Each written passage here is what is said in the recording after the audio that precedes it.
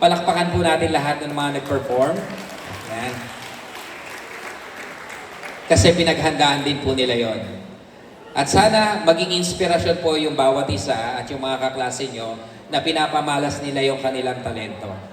Hindi lang po sa loob ng paaralan o sa loob ng classroom, pinamamalas natin ang talino, kundi sa ganitong paraan din, dito rin po tayo natututo, napapaunlad po natin yung ating talento, at higit sa lahat, nakikilala natin ang bawat isa.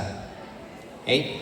Muli, sasabihin ko, balik po tayo doon sa take hold and live the present, take hold of this time, and make the best out of it.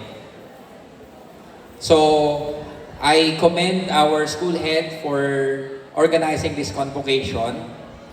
Palakpakan po natin ang ating principal kasi kung hindi po inisip, pinagplanuhan, at pinayagan po ng ating school head na magkaroon kayo ng ganito, aba, hindi kayo makakarampa ng ganyan, di ba? Kaya palakpan po natin. Ayan. At gayon din, katuwang po natin ang ating SPTA. Kasi kung hindi rin papayag ang inyong mga magulang,